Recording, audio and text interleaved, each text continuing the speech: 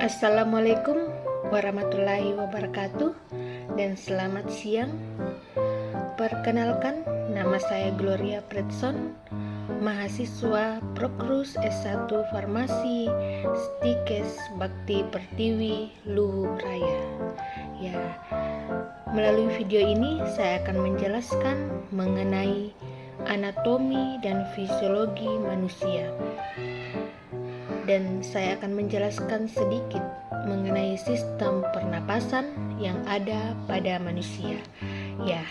Jadi sistem pernapasan atau respirasi dapat didefinisikan sebagai suatu proses pengambilan oksigen dan pelepasan karbon dioksida dan penggunaan energi yang ada di dalam tubuh manusia.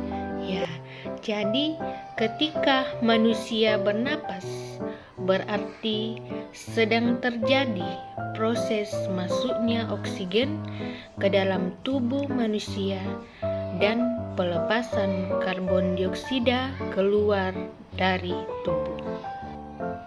Sehingga fungsi utama dari sistem pernapasan adalah untuk menghirup oksigen atau yang lebih sering kita kenal dengan O2 dan mengeluarkan karbon dioksida atau CO2. Sistem pernapasan pada manusia dapat kita lihat pada gambar di atas. Kita dapat melihat bahwa sistem pernapasan pada manusia dapat kita lihat ada rongga hidung, ada rongga mulut, faring, laring, trakea, paru-paru, bronkus, bronkiolus, dan alveolus.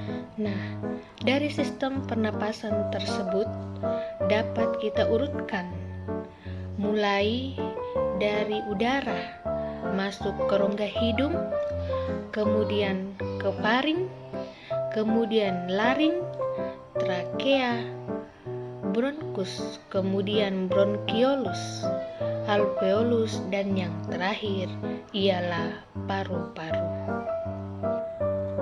Baiklah, kita akan membahas satu persatu dari sistem pernapasan yang ada pada manusia. Yang pertama dimulai dari rongga hidung.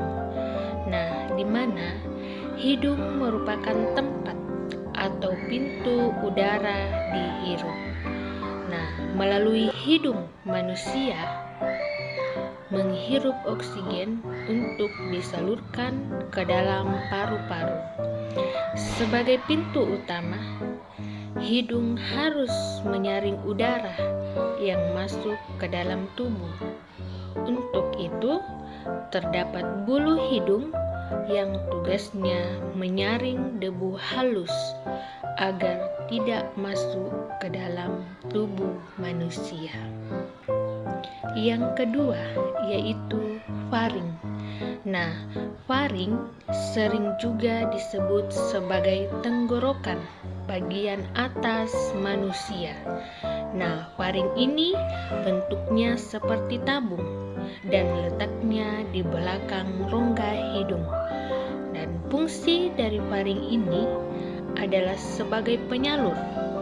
Jadi, udara yang masuk ke tubuh manusia disalurkan lewat faring, kemudian ke trakea. Dan sistem pernapasan manusia yang ketiga yaitu laring.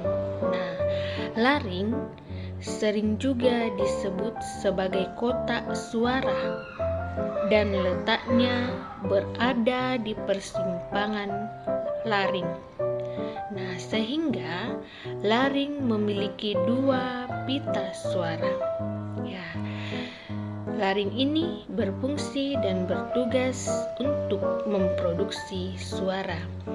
Ketika kita berbicara, maka ada udara yang keluar dari mulut, dan udara ini lewat melalui pita suara yang berimpit, sehingga timbullah getaran. Dan Sistem pernapasan manusia yang keempat setelah laring yaitu trakea. Nah, trakea sendiri sering juga disebut sebagai batang tenggorokan. Nah, trakea ini bertugas untuk mengalirkan udara ke paru-paru. Bentuk trakea sendiri itu seperti tabung yang berongga lebar yang terhubung langsung pada bronkus paru-paru. Sehingga trakea merupakan salah satu organ pernapasan manusia yang sangat penting. Dan sistem pernapasan manusia yang kelima yaitu bronkus. Nah, bronkus ini bentuknya menyerupai tabung. Pada bronkus terdapat silia atau rambut kecil dan bergerak secara gelombang. Dan gerakan tersebut membuat dahak atau lendir yang keluar ke tenggorokan. Nah, dahak atau lendir yang terdapat pada tabung bronkial tersebut bertugas menjaga debu agar tidak masuk ke dalam paru-paru. Dan sistem pernapasan manusia yang keenam yaitu bronkiolus. Nah, bronkiolus ini adalah cabang bronkus yang bertugas menyalurkan udara ke alveolus. Nah, selain itu, tugas lain dari bronkiolus adalah mengendalikan jumlah udara yang masuk ke paru-paru ketika kita bernapas. Nah, sistem pernapasan manusia yang ketujuh yaitu alveolus. Nah, pada paru-paru terdapat kantong-kantong kecil dan itulah yang disebut sebagai alveolus. Nah, alveolus ini merupakan tempat bertukarnya oksigen dan karbon dioksida. Nah, karbon dioksida akan dialirkan ke alveolus sehingga dapat dihembuskan keluar dari dalam tubuh manusia.